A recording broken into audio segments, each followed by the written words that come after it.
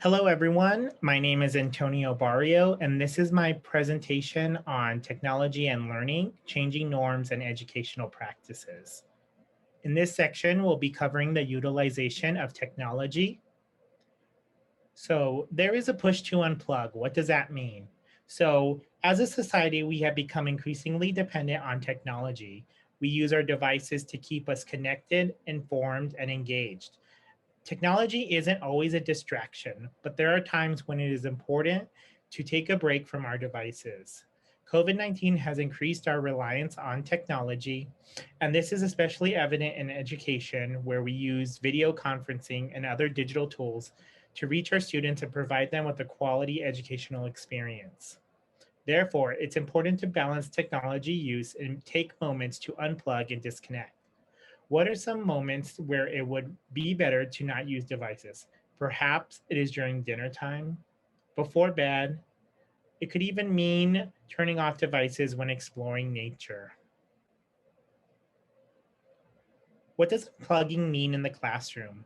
So, students born after 2004 are members of the I generation. These students in today do not know a world without digital technology, and technology is intertwined in all aspects of their daily lives. Furthermore, many of the childhood experience involved using and having access to devices such as computers, smartphones, television, and video games. The 21st century childhood is different from what it was 20 years ago. And as children get older, the amount of time they spend on screens typically increases. Therefore, it's important for educators to consider having students unplug from their devices and teach them how to find a balance in a digital world. So, how do we reach our K 12 students? So, unplugging isn't easy now, and it will likely become tougher. There are many advantages for staying connected, and it may not be an option for many. For example, unplugging in today's world may mean students are missing out on an educational opportunity or social interaction with friends, peers, and teachers. Our societal norms have dictated a need to connect, and completely unplugging may not be the answer. Rather, there is a need again for that balance and healthy media choices. The key to reaching the I generation is finding the balance between unplugged and plugged activities. When utilizing technology as a learning tool, this balance use is necessary for enhancing learning and skill development. And this can be done through these two types of activities and practices. Morrow and Mills provide 6 evidence based tips for educators. The first being the way we use communication, including multimodal literacies and providing opportunities to combine visual, audio, and spatial modes of communication, such as the creation of an ebook. Channeling our creativity also involves moving students from consumers of digital content to producers. This is instead of having them passively learn by watching a screen, educators choose technologies that support creativity, critical thinking, and problem solving. Giving students the opportunity to work together provides um, access to promote higher levels of thinking. There's also a plethora of devices and tools that allow students to collaborate. Movement is also important, and research has shown that it can support learning. Portable technologies such as digital cameras, tablets, and laptops allow students to interact with their world.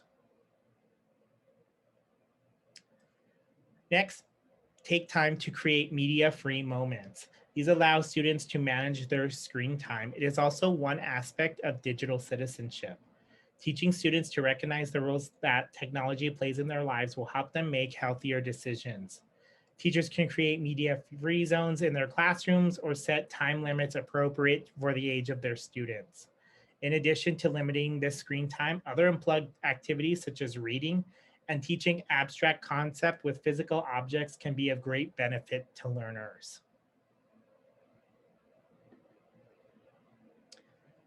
Finally, supporting digital citizenship helps students to recognize appropriate and healthy behaviors.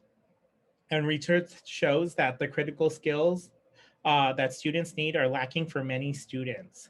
So teachers have a responsibility to help students achieve a balance in their use of technology. So technology can refer to any tool that helps humans solve a problem, and it can support instruction and learning. And 21st century learners are what are called digital natives. However, many of their teachers are still learning how to use this technology to support the educational experience.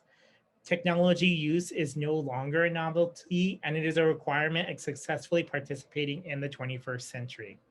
Technology can be used to help support the educator's goals for learning, and it can also provide students with and teachers access to information, connect people around the world, and allows for exploration.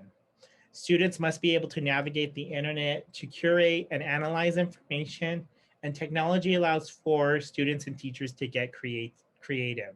This is a shift in the traditional paradigm from passive to active learning.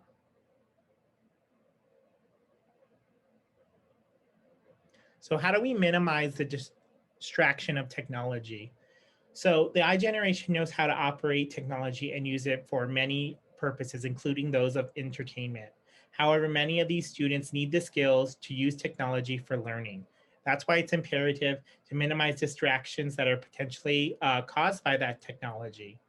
And the truth is, the traditional confiscation of devices at the beginning of class is no longer an option. Changing societal norms have recognized the need for individuals to stay connected. The connection can be between family members, colleagues, peers, and even information. So, what are some ways that teachers can minimize the distraction of technology when integrating it into their classroom practices? Of course, setting a schedule for technology use, establishing expectations of that use, and helping students develop good and healthy habits, such as monitoring their screen time.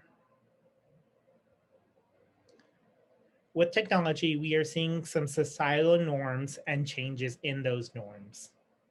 So, our social norms are our rules for our behavior, and norms are typically acquired through experience and social interaction.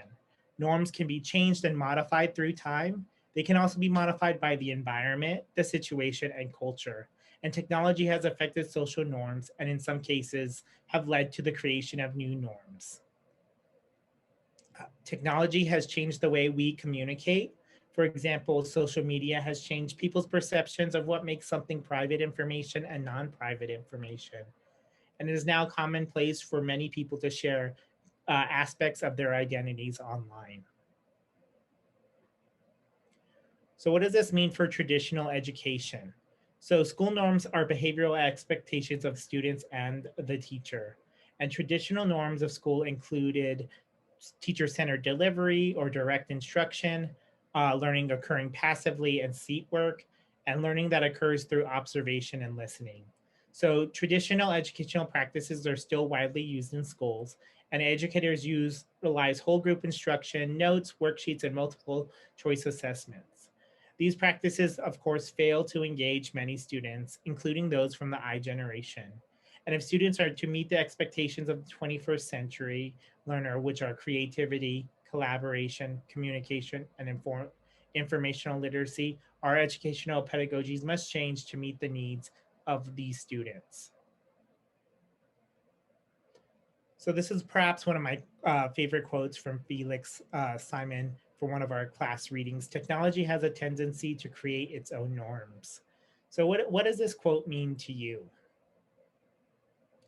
To me, this quote speaks to me because it shows that technology is a powerful influence. Many technologies have changed societal norms, such as the automobile and the camera. And thinking in them now, I see that technology has redefined the norms in the ways that we communicate and connect. For instance, online meeting platforms have become a ubiquitous part of our daily routine. And while some people worry that technology is altering our social norms and leading to a downfall of society, I believe it can be embraced and that we can use technology to change the world for the better. So, what are these 21st century skills? So, teaching in the 21st century involves recognizing the skills students will need to be successful individuals. Current and emerging technologies will alter existing social, cultural, and economic and political patterns. So, this includes schools as well. Technology is changing all aspects of our lives and has the capacity to prepare students for the global economy. So by integrating technology in a meaningful way, we can teach and address these 21st century skills, which include critical thinking, creativity, communication, digital literacy, and collaboration. These skills reflect a shift in traditional practices to those that focus on the personalization of learning.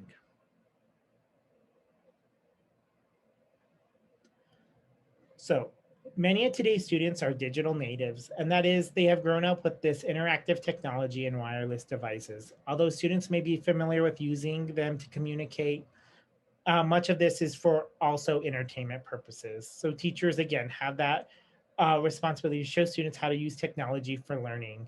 Um, Digital literacy encompasses skills that relate to the effective use of technology as well as the appropriate use of technology.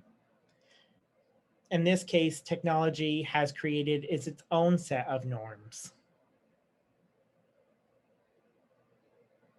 So, what are some tools educators can use to help them in this endeavor? One tool are the use of frameworks, and these frameworks are very helpful as teachers tend to teach as they have been taught. Frameworks help us to carefully consider which tools to use in order to enhance a lesson. They can be used as a guide, and they help us to think about how students use technology.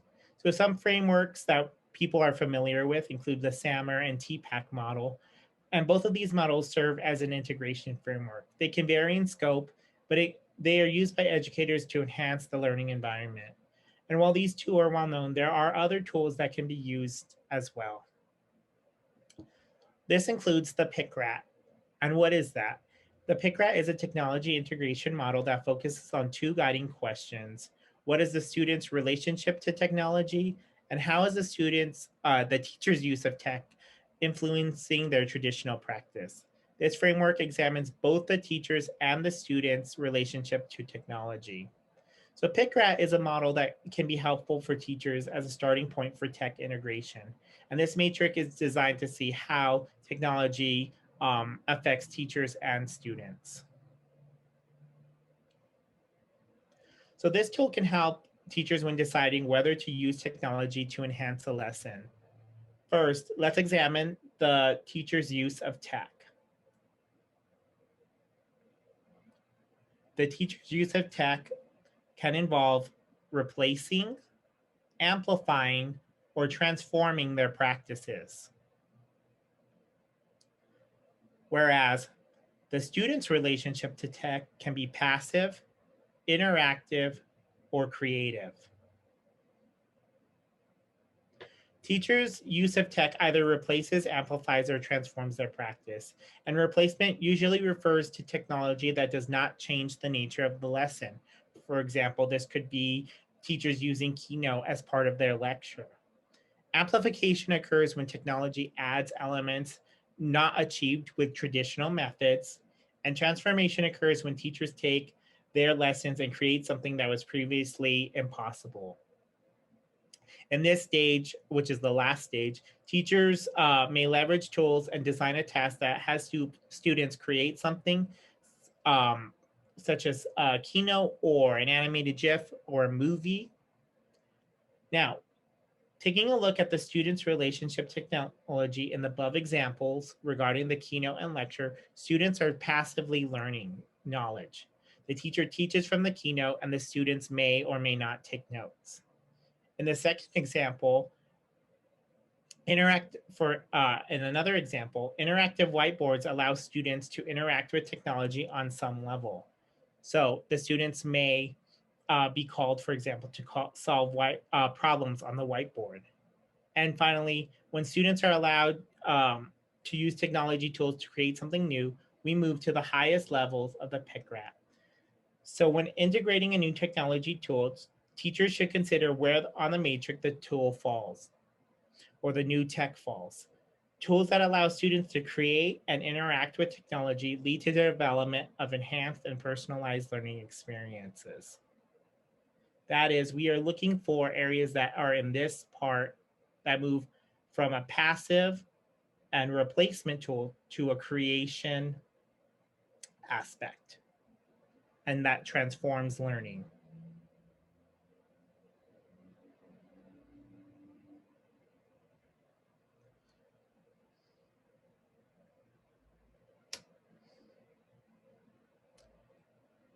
Now we'll move on to questions and answers.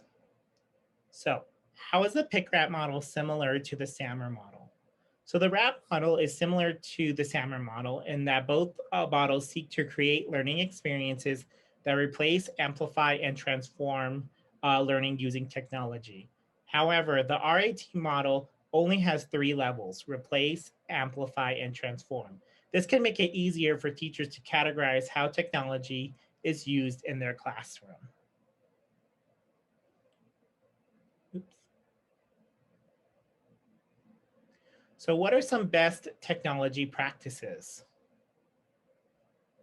Some best practices including teaching 21st century skills. And we covered these a little bit in detail on previous slides, but teachers should look at the International Society for Technology and Education standards for students and teachers. These ISTE standards explain how technology should be used in learning and teaching.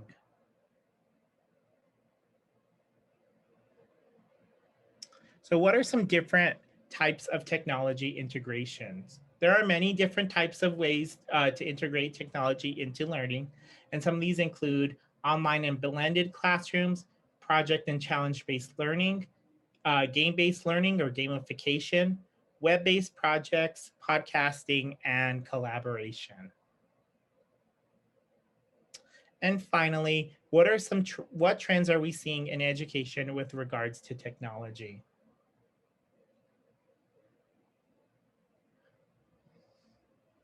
So, some trends that we are seeing, of course, is the shift to distance learning, and it has become one of the most influential trends in 2020 and 2021. And it has become ubiquitous almost overnight in response to COVID-19. So, distance learning is rapidly evolving, and while teachers may be comfortable having students learn passively through the screen, it's important to keep in mind that this traditional practice fails to reach many of their students. So there is a need to continue to use engaging and high interest learning activities in a remote learning environment.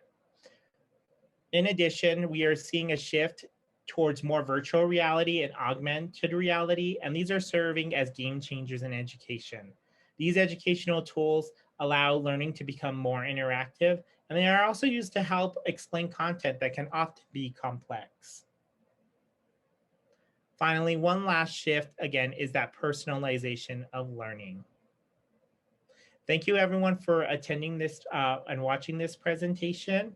Um, a link to the presentation is provided below. Thanks everyone.